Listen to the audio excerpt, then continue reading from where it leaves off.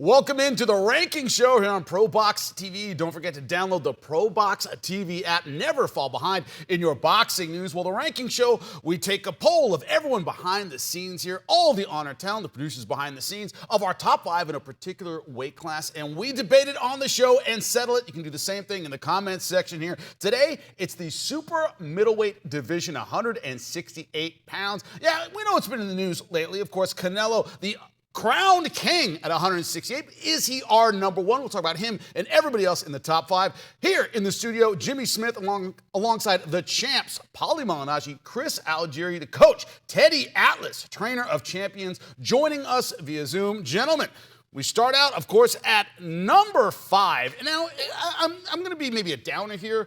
Edgar Berlanga is our number 5. Of course, a losing effort against Canelo Alvarez. We talk about the kiss of death. We've said it on air. We've said it behind the scenes. Is the happy to be here. The guy who just seems content to be amongst the elite without being number one. We didn't think Berlanga was necessarily that guy before the fight. Paulie, am I crazy as a fan thinking he kind of became that guy during the fight? I wanted a little more passion. Everybody talks about, oh, his stock went up, he fought Canelo. But me, as a fan, I wanted a little bit more. It seems like he settled early. What's your thought on this? Am I crazy? His stock went up because so little was expected of him. So just him going the distance, his stock went up. But my disappointment was that he fought to go the distance, and he never fought to win, right. You know?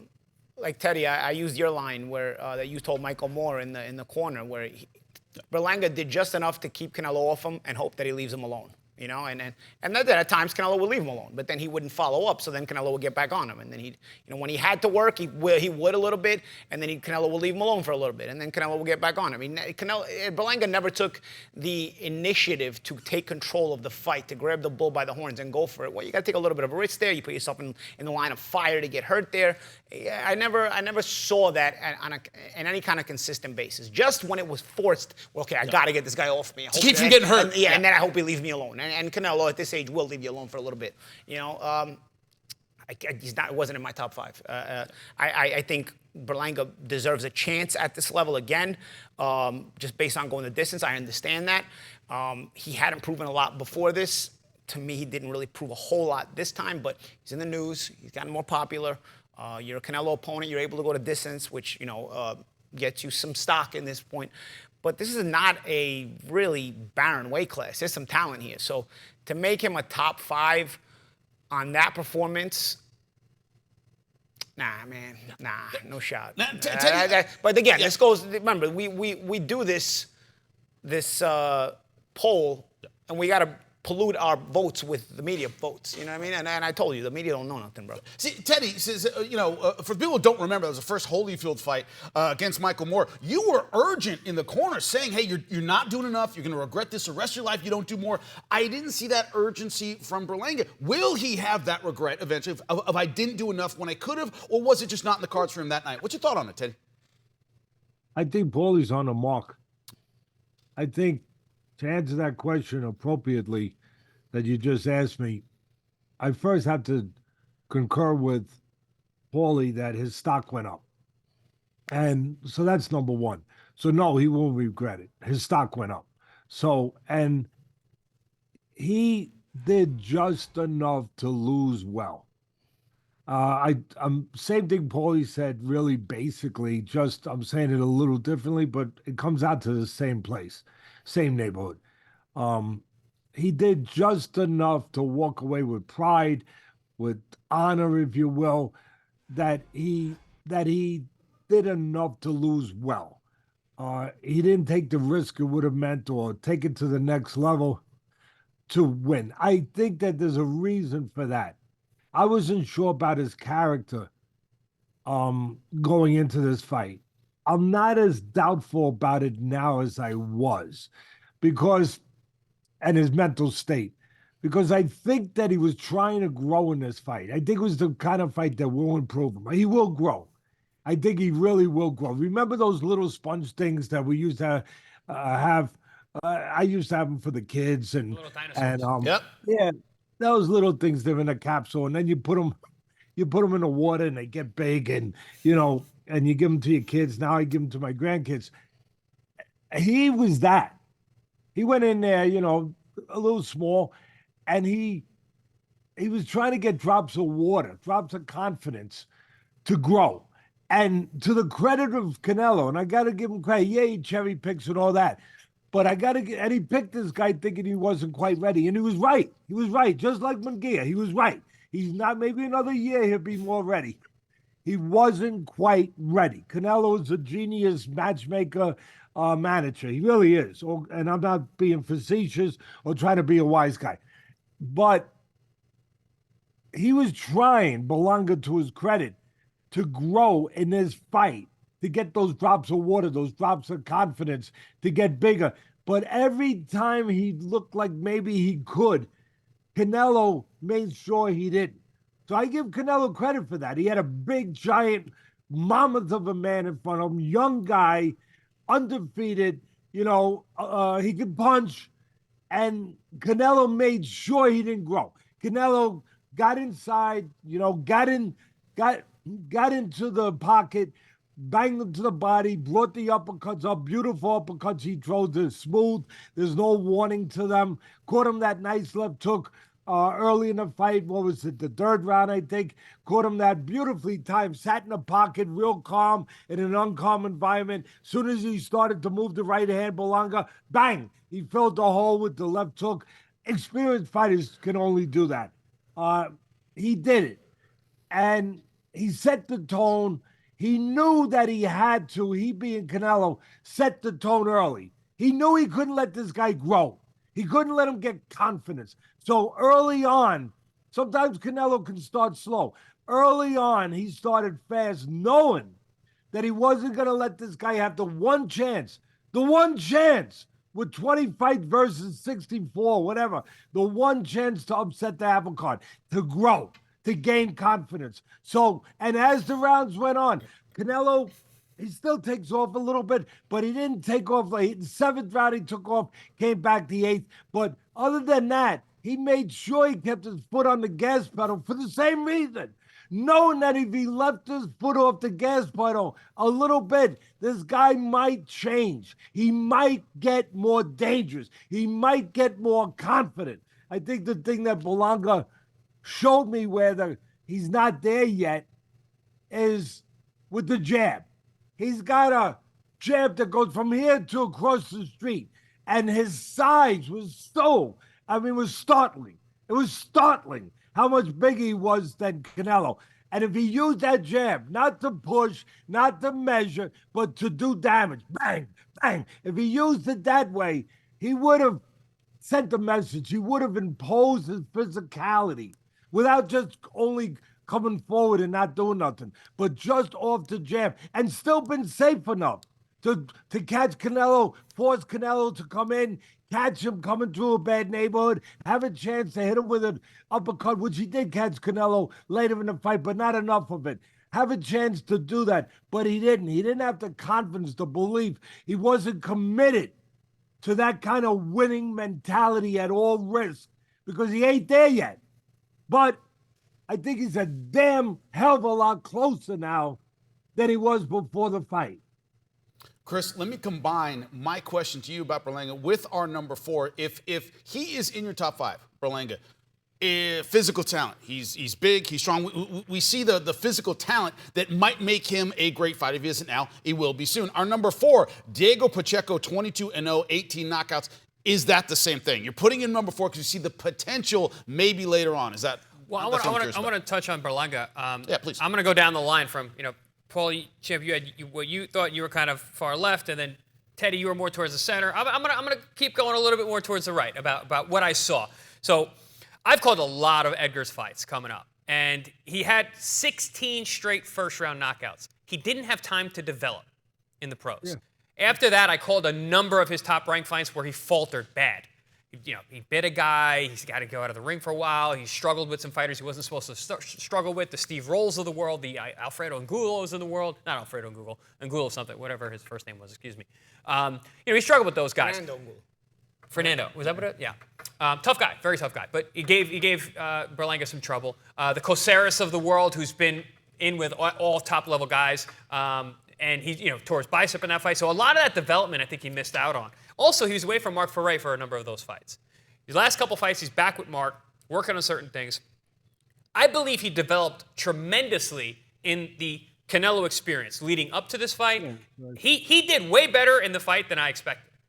He showed, first of all, we knew about the physicality. We knew about his power. We knew about his physical size.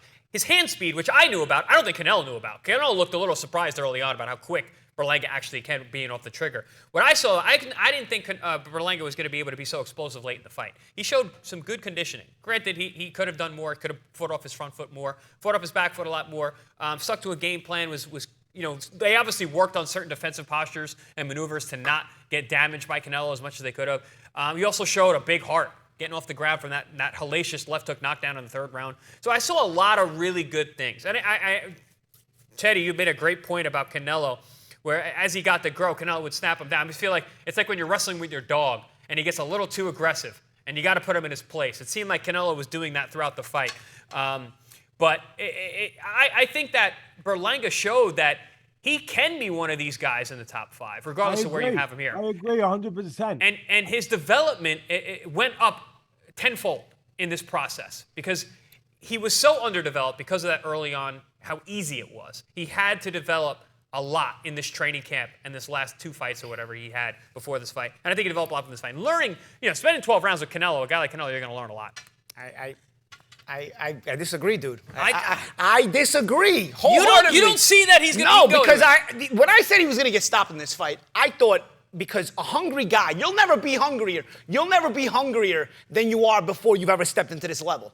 I thought he was going to get stopped, but go out fighting. I thought he would bring fighting. I thought he would go out and fire. Like, he would get stopped, but I thought his stock would rise in that he would show the fight in him. But if you do that in a fight you're not ready for, you'll go out in a blaze of glory, you'll get stopped. A bit like Trevor McCumbee did, actually. Right. Trevor McCumbee wanted to win that fight. Yep. He showed up not to win, and round 6 proves it. He predicted a 6-round knockout, and he didn't turn the temperature up at all in round 6. At all. He didn't even think about it, actually, because he never showed up there. When it comes now, let's go to number 4. You were talking about Pacheco. Pacheco has been more impressive on his way up. Aside, he didn't have the knockout streak in a row, but he's been a guy who's been impressive as a prospect. He struggled in his last fight, was it? He struggled with a guy that, a little bit of a crafty guy. Very, very crafty. Man, I'm forgetting his name. Sean McCalman. Yeah, McCalman. Okay, so he shows that there's things you got to work on. McCalman's good, though. Exactly, yeah. But the crafty guys may give him a little bit of trouble, but he's been pretty dominant, Berlanga, the difference with Pacheco and Berlanga is I think there's more character. Now, may Berlanga have worked on that character in the Canelo fight. You kind of saw a little bit of it, but it was also starting to hedge towards going the other way. He was trying to get himself butted, DQ'd, bro. He kept throwing on purpose headbutts. What, am I losing my mind here? Nobody saw that? Were we just going to forget that? He was throwing on purpose very, very obvious headbutts to Canelo. All right, so there was a little bit of that going back and biting Angulo on the shoulder type of thing where a piece of him wanted out and a piece of him wanted in. But he fought through it, and I give him credit for that. He got through it. He didn't get DQ'd, and instead he kept it together, and he got to the distance. But you know how important it is getting through certain things, right? Because if you haven't been there, it's very easy to fold. He tried not to, though. He's still showing. I've never seen Pacheco try to butt anybody.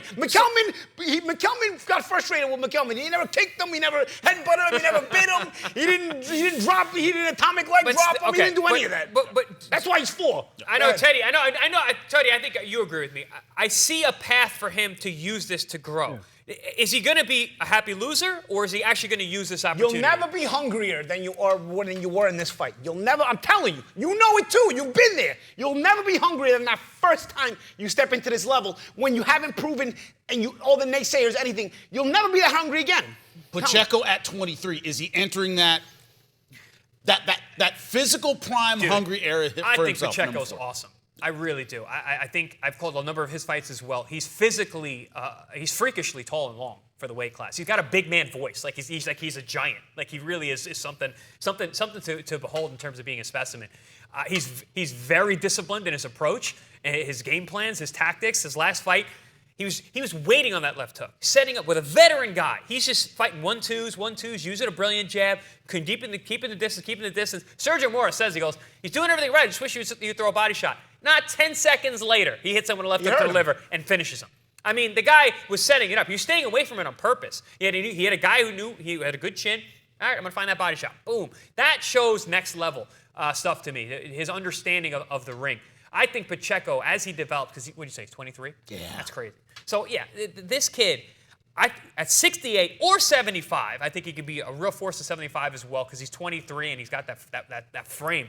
I rate him very high. I think he's an excellent fighter with a great future. I just need to see him in with more world-class guys. He's been in one world-class guy at this point, and he was way long in the tooth. I need to see him with some top, closer to the prime guys. Teddy, you were once asked what you saw when you saw a young Mike Tyson. You said we saw a 12-year-old kid who was 190 pounds with no fat on him. You saw the physical talent immediately. When we talked about Diego Pacheco on our air, you said skinny guys can hit, they can really crack, but his combination of speed and athleticism with that power, do you see anybody physically better right now at 68?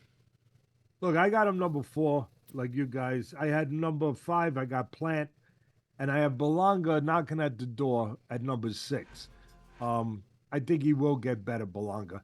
And real quickly, my fear, I was with Paulie and Chris where I thought there was a chance that Berlanga could get stopped, and to get stopped, you probably would have had to take more risks. There's no doubt about it. Or he would have maybe just fought on the outside, moved around, and strictly fought, to go the distance. He did better than that. But Pacheco, Bob Foster, one of the great light heavyweights. And like Chris said, I agree. He's got the frame. He's got the skeleton. He could possibly move up there at 23 to even light heavy. But Bob Foster, skinny as a tree branch. What a puncher. Alexis Arguello, Carlos Zarate, go way back to the 40s. Lou Jenkins, just one after another. Tommy Hearns. Wiry guys get leverage, they get torque, they get power. And if they know how to use their range, they're a son of a gun to fight, controlling distance the way they can control distance and then making it so not only difficult to get close to him, but dangerous.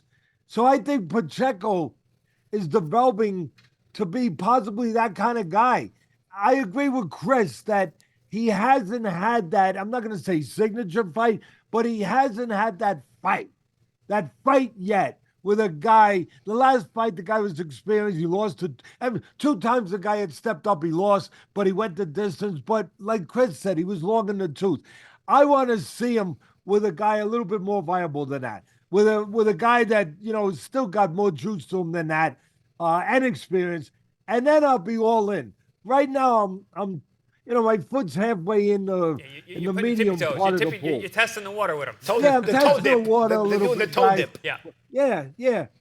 But, because he scares me. Those tall guys, I love when they keep you on the outside, but it scares the crap out of me when you get close to them if they stand straight up because, you get broken windows because it's like a skyscraper. And you know how kids are. They like to throw rocks up there and break the window. And then fighters, the same thing. They see that tall skyscraper. They say, let me break a couple windows.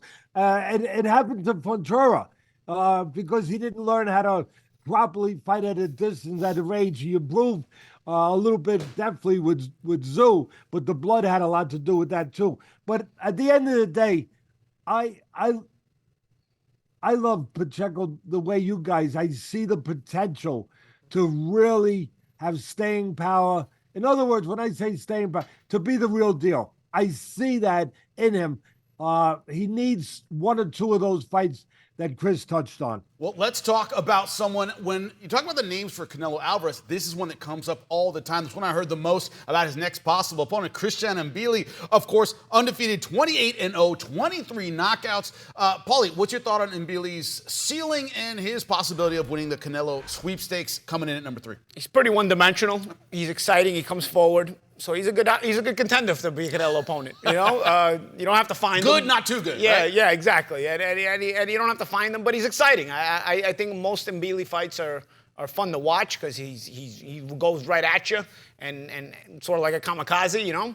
I think for the sake of time here, because I think we've talked a lot about 4 and 5, I'm going to let my colleagues handle Mbilli as well. I'm not so high on him, but I think he's exciting. And He's talented. Let's leave it at that. Yeah, beat All right? Derevyanchenko recently. A lot of people liked that fight. People talked about him facing off maybe with Jaime Munguia, not top rank. Maybe that's going to happen. What's your thought on him and his ceiling? I'm going to preface it with this. I like Mbilli a lot. I like him. He's a really nice kid. Here comes something negative.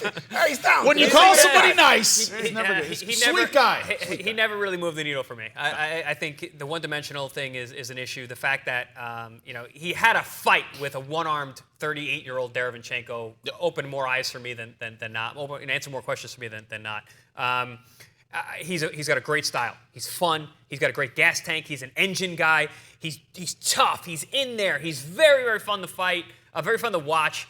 But I think at the higher levels, he's going to have a lot of trouble because it takes more nuance. He's setting things up. He gets too square. He falls forward. He leans over the front. I saw so many technical flaws in that Derevyanchenko fight that I think a two-armed Derevyanchenko would have really given him hell. And a guy like that is going to get picked apart by a tactician like Canelo. Coach, is number 3 too high? Teddy, what do you think about him on number 3 on our list? No, it's not too high. It's a perfect spot for him, to be honest. Look, both the champs are right on the mark as usual. I would say to Chris, how would you feel, and actually to Chris and Paulie, for me, would you be ready to buy? You're not selling right now. We're buying, we're selling, right? We're not selling, but... I'm flush. I'm ready to buy. I'm flush. Yeah, would you be ready to really buy, with both hands, if he got one fight with, say, Plant? Because for me, that would answer some questions for me.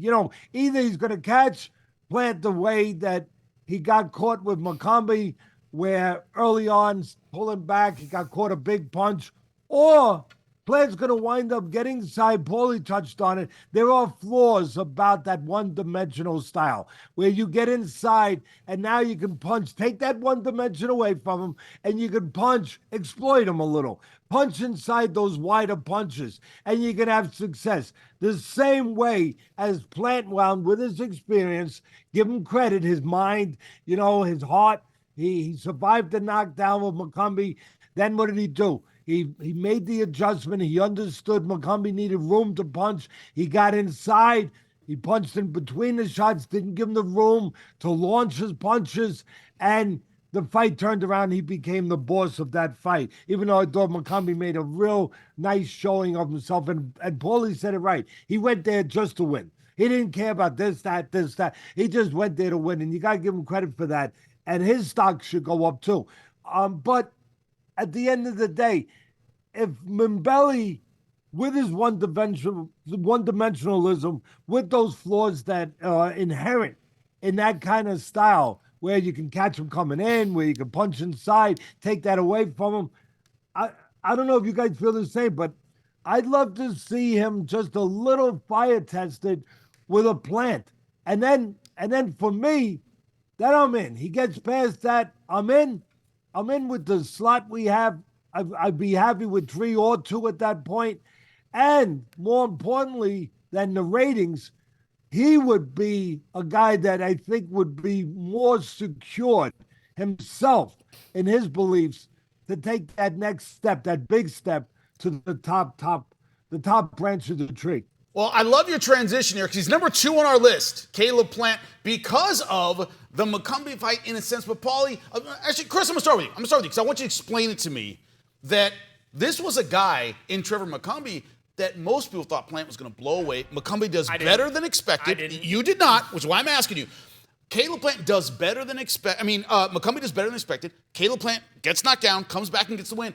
And suddenly people are talking about Caleb Plant more. And I always kind of went, well, wasn't he supposed to blow this guy away in the first 2 rounds? Explain it to me a little bit, that razor's edge we're standing on right now. Well, I want to answer Teddy real quick. You were asking us about if he could get past the Caleb Plant. What's your aunt's name? If playing that ball should be my uncle. If he beats Caleb Plant, yeah, I'm really high on him too, but I don't see that happening. But yeah, Caleb Plant. So to your question, Jimmy, in terms of why Caleb Plant. Well, yeah, was he supposed to blow this guy? Absolutely, yes. So I'm chomping at the bit right now, but go ahead. I know you are. I know you. I love it. For one, I didn't realize how popular he was. In that arena, the Caleb Plant chants were out of control. It's Vegas. Out of control. Out of control. I didn't realize he was that popular. Yeah, it's his home, whatever. It was really, really noticeable. They were booing Macombi. Also, he showed a different facet. He showed a different ability. He showed something that he hasn't really shown before. He said it in the ring afterwards. He goes, people said I couldn't fight on the inside. Guess what? I can. That makes him a more versatile fighter. It makes him that much more dangerous. Also, he can deal with the adversity. He's had trouble with adversity in the past. He kind of crumbled in the Canelo fight. The Benavidez fight, he started to crumble, found his way, went through, got through the fire, got beat, but didn't get stopped. This time, goes through the fire, comes out victorious, and does it in dramatic fashion. So I think because he's so popular, because that was an exciting way to win, also showing a different facet to his game, making him that much more of a well-rounded, dangerous fighter, and also that he's back, because he hasn't been fighting very often. This is his first fight in a year. Paulie. Two things can be right at the same time. McCumbee was a pleasant surprise. He went for it. He gave Plant more trouble than we expected. But at the same time, Plant showed something that we didn't know he had. That wherewithal on the inside to start backing you up and breaking you down and beating you up to go get the win. And he did it having to come back from negativity, and he did it in a way where we really didn't know that style that he had, where he can back you up. I think he tears Mbilli up. I think I had Plant at 2. Teddy, I know you disagree. You said you had him at 5. I don't think Mbilli or Berlanga can beat Plant, because there's more than one way to skin a cat here when it comes to Mbilli. You can beat Mbilli boxing him, and he'll come to you. But you also back up a guy like Mbilli. Guys like Mbilli don't fight well going backwards. And Plant has shown that he has that ability to get in your face and go, yeah, you want to go to the trenches? It's not just a pretty boy style here. I can go right to you and back you up. And he showed that in the McCumbee fight. Pacheco did it at times in one arm. Yeah, so exactly. So when it comes to Plant, he gets credit because he showed the extra wrinkles to his style. That it's like, whoa, this guy can do that too? I didn't know he could do that, you know? And against like McCumbee, who was better than what we expected. Go ahead, Teddy. No, listen, there's the factor for me of experience and youth. What do I mean by that? That Mbilli and Plant, when I'm evaluating them and trying to, position them the way that we are here, and of course it's very subjective, but I put in the factor that I'm counting on them getting better, especially Berlanga. I'm counting on them getting better. Teddy. He's a coach. I'm counting He's a on, coach. yeah, I am. But I'm full. Not always. I'm a pessimist. Not with anything else in the sport. I'm an optimist with a fighter. Anything else. You're an optimist about fighters, not boxing. Yeah, not the rest of it. The rest of it, I'm the other way. And I couldn't be more the other way. Unfortunately, I wish something could bring me back, maybe a national commission. But that aside, I feel that Berlanga has a real good chance to really step up and become better from the experience with Canelo. Now, Mbilli, with Pacheco, you guys said it right. He fought a one-armed guy. So I'd like to see him with another guy like a Pacheco who's not compromised either by having too many fights or too old or having one arm. And that's why I mentioned that I'd like to see him with Plant. Now, I know it's not going to be made probably because Plant is going to try to position himself to fight Canelo to get another shot there, get a title fight, the big. But if they can't make that fight, or if Canelo doesn't fight Mbilli, which Paulie's probably right on the money, that he is now the number one candidate probably to fight Canelo, but because of the things that we just talked about. But if he could get that fight, and Mbilli could get, and it's a big if. I get it. I get the jokes. I get the reasoning and the common sense about it. But if he could get that kind of fight, it doesn't have to be Plant. But if he could get that kind of fight, then I'll know exactly where to put Mbilli. Because like you guys said, he's one-dimensional. What happens when that dimension is taken away? And Plant is very capable of taking away from. But one thing I want to mention, one name. Why are we leaving Munguia out? We are not. He is number one on our list, right? We have Canelo as a champ. We have the top 5 under Canelo. And number one is Jaime Munguia. I thought, because in my mind. I got confused too, Teddy. Don't worry. I got confused. We got a top 5. Canelo is our champ. Number 1 is Jaime Munguia. We didn't leave him out, Teddy, at all. I want to see Berlanga and Mbilli, by the way. I think that's a better fight. Yeah, it's a good fight. Yeah, look, I'd love to see that fight. I would love to see that fight.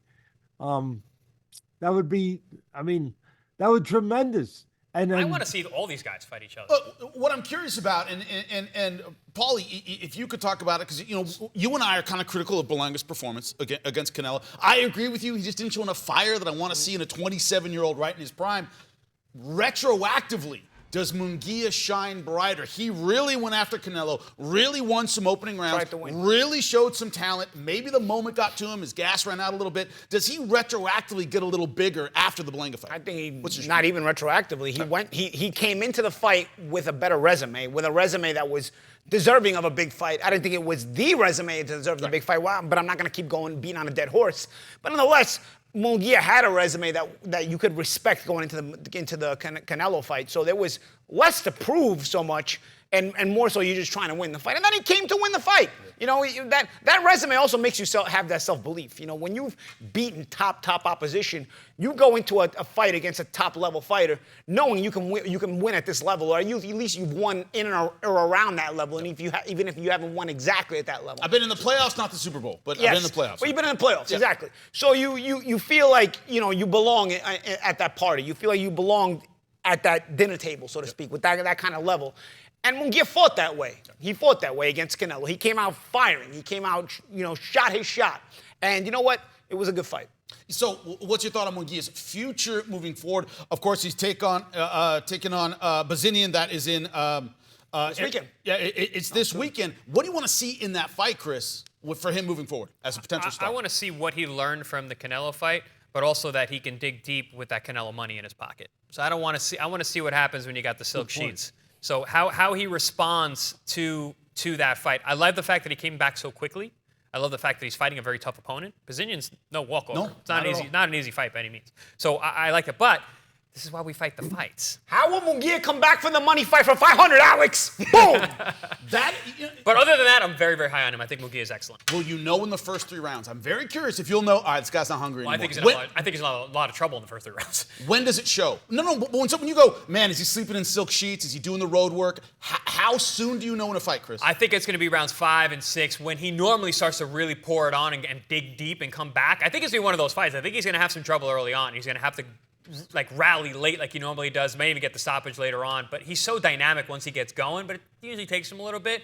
If I see that fire not there, then I'm really worried. But other than that, he's my resounding number 1 underneath Canelo. Well, Canelo is our champ at 168, the king right now of the super middleweight division. We gave you the top 5. Some have fought him, some have not. Of course, argue about it. Let us know what you think in the comments section. Of course, download the ProBox TV app. Never fall behind in your boxing news. And we'll be there next time. More boxing news right here on ProBox TV. Don't cry. Canelo's the champ.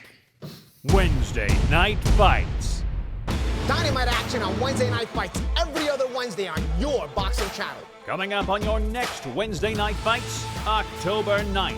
Chris, Primetime Colbert, and Omar Super Salcido step into the ring for what is sure to be a barn burner.